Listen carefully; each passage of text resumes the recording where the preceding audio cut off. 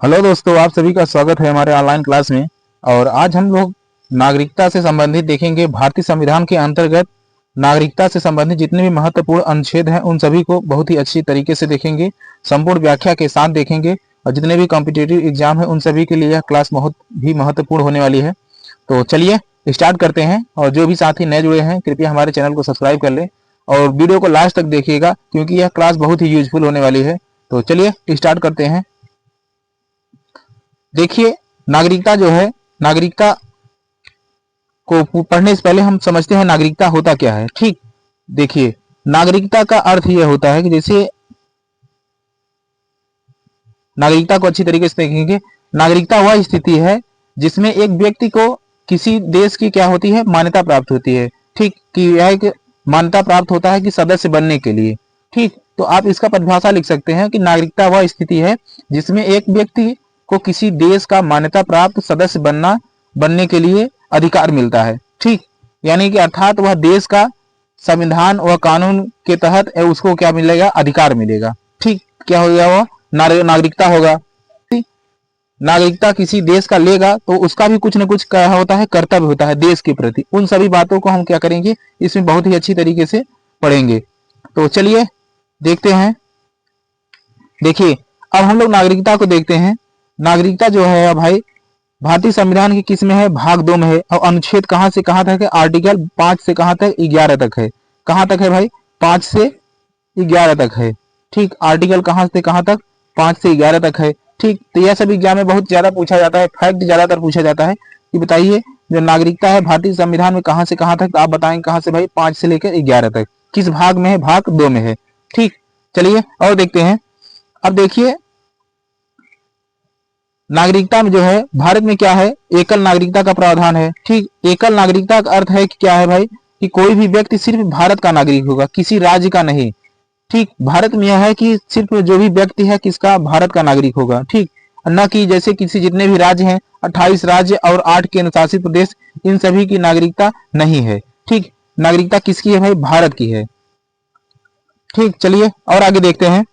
तो मैंने क्या बताया कि जो नागरिकता है भारत में क्या है, एकल नागरिकता का प्रावधान है। ठीक, एकल नागरिकता का अर्थ है कि कोई भी व्यक्ति जो होगा वह भारत का नागरिक होगा। ठीक, तो चलिए और आगे देखते हैं।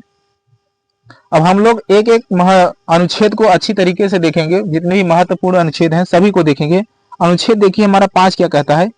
हमारा अनुच्छेद 5 कहता है कि संविधान लागू होने के समय जो भी व्यक्ति का जन्म क्या हुआ था, भारत में हुआ था, या उनके माता पिता का जन्म कहाँ हुआ था, भारत में हुआ था, या संविधान लागू होने से 5 वर्ष यानी कि 1945 से भारत में रह रहे हैं।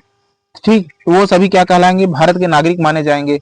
ठीक, कहने का अर्थ है यह है कि जो 26 जनवरी 1950 को जब हमारा संविधान लागू हुआ, तब उसके पहले से जो भी व्यक्ति रहते थे तो वह क्या कहलाएंगे, भारत के नागरिक कहलाएंगे। या उनके माता पिता अगर भारत में रह रहे हैं तो क्या कहलाएंगे, भारत के नागरिक कहलाएंगे। या 26 जनवरी 1950 से पहले यानी कि 1945 से जो भी भारत में रह रहे हैं तो वह क्या कहलाएंगे, भारत के नागरिक कहलाएंगे। ठीक, तो अनुच्छेद 5 हमारा क्या कहलाया है, यही क्या कहा गया है। ठीक, चलिए और आगे देखते हैं। अब हम लोग अनुच्छेद 6 को देखते हैं। अनुच्छेद 6 हमारा क्या कहता है। अनुच्छेद 6 यह कहता है कि पाकिस्तान से भारत आने वाले व्यक्तियों की नागरिकता संबंधी प्रावधान किसमें किया गया है, अनुच्छेद 6 में किया गया है, यानी कि आर्टिकल 6 में किया गया है। जब भारत और पाकिस्तान बंटवारा हुआ तो जो भी व्यक्ति पाकिस्तान से कहां आए, पाकिस्तान से कहां पे आए भाई, पाकिस्तान से जो भी व्यक्ति भारत आए तो उनके लिए क्या प्रावधान किया गया है, किस अनुच्छेद में, आर्टिकल 6 में, आर्टिकल 6 में किया गया था। ठीक, चलिए और आगे देखते हैं। तो आपसे पूछा जाता है, एग्जाम में बहुत ज्यादा पूछा जाता है कि जो भी व्यक्ति पाकिस्तान से भारत आए थे उन सभी की नागरिकता संबंधी प्रावधान किस अनुच्छेद में है, तो अनुच्छेद 6 में है। ठीक, यानी कि आर्टिकल 6 में है। चलिए और आगे देखते हैं। अब देखते हैं आर्टिकल नंबर 7। ठीक, आर्टिकल 7 को देखते हैं। आर्टिकल 7 में हमारा क्या कहता है कि भारत से पाकिस्तान जाने वाले व्यक्ति और कुछ समय बाद फिर पाकिस्तान से भारत लौटने वाले व्यक्ति के लिए नागरिकता संबंधी प्रावधान किस में है, अनुच्छेद 7 में है। कहने का अर्थ यह है कि जो भी व्यक्ति कहने का अर्थ यह है कि जो भी व्यक्ति इंडिया से पाकिस्तान चले गए थे, ठीक। और बाद में क्या हुआ, फिर पाकिस्तान से कहाँ चले आए भाई, इंडिया में चले आए। तो उनके लिए जो भी प्रावधान किया गया, किस में किया गया, आर्टिकल नंबर 7 में किया गया है। ठीक। तो क्या प्रावधान किया गया था, तो वो उसमें प्रावधान यह किया गया था जो भी व्यक्ति गए हैं उनके लिए 1 वर्ष का छूट दिया गया था कि अगर आप 1 वर्ष के अंदर अगर वापस चले आते हैं तो भारत के नागरिक कहलाएंगे। तो इसका प्रावधान किस में किया गया था, आर्टिकल नंबर 7 में किया गया था। ठीक। चलिए और आगे बढ़ते हैं। हमारा क्लास कैसा लग रहा है आप सब कमेंट बॉक्स में बताइएगा जरूर। और जो भी साथी नए जुड़े हैं कृपया हमारे चैनल को सब्सक्राइब कर लीजिएगा और शेयर भी कर दीजिए ताकि ऐसी वीडियो आप तक पहुंचती रहे। इस पूरे चैनल पे आप सभी को कॉम्पिटिटिव एग्जाम से जितने भी संबंधित जो भी क्लास रहेगा बहुत अच्छी तरीके से प्रोवाइड किया जाएगा। तो चलिए अब हम लोग आर्टिकल 8 को देखते हैं, यानी अनुच्छेद 8 को देखते हैं।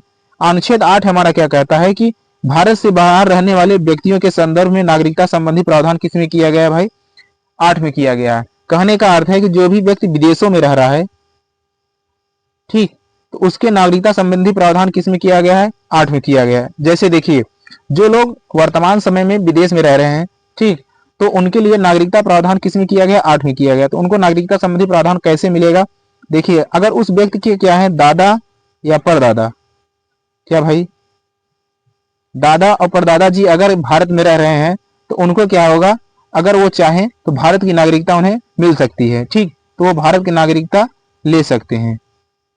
ठीक है, यानी वो आप विदेश में रह रहे हैं, अगर आप चाह रहे हैं कि भारत में नागरिक बनने के लिए, तो आप अगर आपके दादाजी या परदादाजी आप भारत में रहते हैं तो आप क्या होंगे, भारत के नागरिक कहलाएंगे अगर आप नागरिकता ग्रहण करते हैं तब। ठीक, तो इसका प्रावधान किस में किया गया है, अनुच्छेद 8 में किया गया है। चलिए और आगे बढ़ते हैं। अब देखते हैं आर्टिकल नंबर 9 देखते हैं। ठीक, आर्टिकल नंबर 9 हमारा क्या कहता है कि अगर स्वेच्छा से भारत की नागरिकता छोड़ देने पर भारत का नागरिक रहेंगे। ठीक, कहने का अर्थ यह है कि अगर आप स्वेच्छा से भारत की नागरिकता छोड़ देते हैं तो आप भारत के नागरिक नहीं कहलाएंगे। ठीक, क्यों, क्योंकि यह भारत में क्या है, एकल नागरिकता का प्रावधान है। ठीक, कि ऐसा नहीं कि आप भारत की भी नागरिकता लीजिए और किसी विदेशी नागरिकता ले लीजिए, ऐसा प्रावधान भारत में नहीं है। भारत में क्या कैसा प्रावधान है, एकल नागरिकता का प्रावधान है।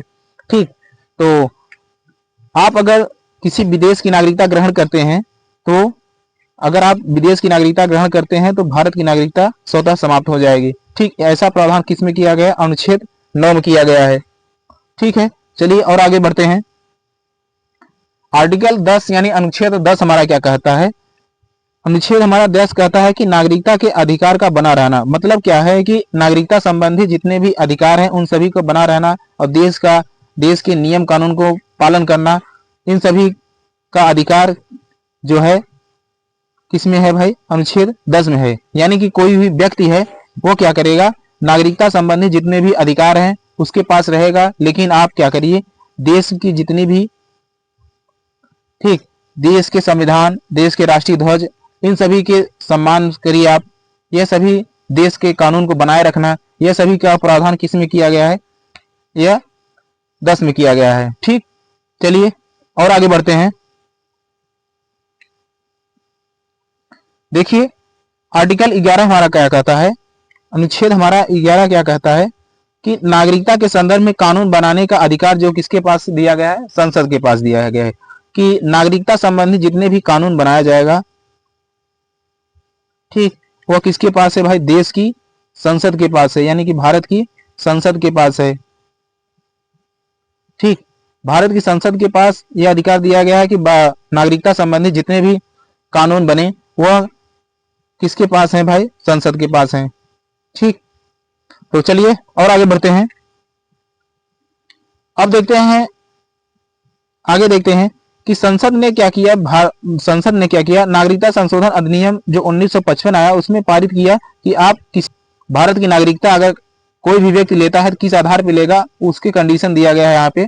तो आप क्या कर सकते हैं, पहली बात आप जन्म से नागरिकता ग्रहण कर सकते हैं, दूसरा चीज वंश से, तीसरा चीज पंजीकरण से, चौथा चीज क्या भाई, देशीकरण से, और पांचवा चीज क्या भाई, भूमि अर्जन से। इन सभी आधार पर क्या कर सकते हैं, नागरिकता ग्रहण कर सकते हैं। जैसे देखिए आपका जन्म अगर भारत में हुआ है तो आप क्या होंगे, भारत के नागरिक होंगे। वंश द्वारा आप या आपके माता पिता दादा दी ये सब अगर भारत में रह रहे हैं तो आप भारत के नागरिक होंगे। या तो आप क्या करिए, पंजीकरण करिए, ठीक, ये आवेदन के द्वारा, फिर आप देशीकरण से, यानी कि आपको लंबे समय से भारत में रहना होगा, तब को आपको क्या हो सकती है, भारत की नागरिकता मिल सकती है। ठीक। और उसके बाद देखिए, और उसके बाद पांचवा चीज क्या है भाई, भूमि के अर्जन से यानी ग्रहण से। जैसे यदि कोई क्षेत्र भारत में जुड़ता है तो वे वहां के जो व्यक्ति होंगे क्या कहलाएंगे, भारत के नागरिक कहलाएंगे। ठीक है, चलिए और आगे देखते हैं। देखिए एक प्रश्न हम आपसे पूछते हैं कि आप बताइए, जो यह आधार कार्ड है, ठीक, जो यह आधार कार्ड है, क्या यह नागरिकता का प्रमाण है, नागरिकता का प्रूफ है? आप इसका उत्तर कमेंट बॉक्स में बताइएगा, क्योंकि जो यह आधार कार्ड बना है यह नागरिकता का प्रूफ है। इसका उत्तर आप कमेंट बॉक्स में जरूर बताइएगा। और यह रहा हमारा यूट्यूब चैनल जिसपे आप यह क्लास कर रहे हैं। यह है जीएस बाई सोनू सर, या @सोनू 12 भी लगा के आप सर्च करेंगे, डायरेक्ट भी है हमारा यूट्यूब चैनल आ जाएगा। और एक चैनल पे और मैं पढ़ाता हूँ, वो है मैथ बाई सोनू सर, जिसमें यह गणित की महत्वपूर्ण श्रृंखला जो चल रही है, पूरा बेसिक से चलाया जा रहा है। तो जो भी साथी नए जुड़े हैं तो कृपया हमारे चैनल को सब्सक्राइब कर लें और शेयर भी कर लें, और ऐसे ही वीडियो आप तक पहुंचती रहेगी। तो चलिए मिलते हैं नेक्स्ट वीडियो में, तब तक के लिए जय हिंद, जय भारत।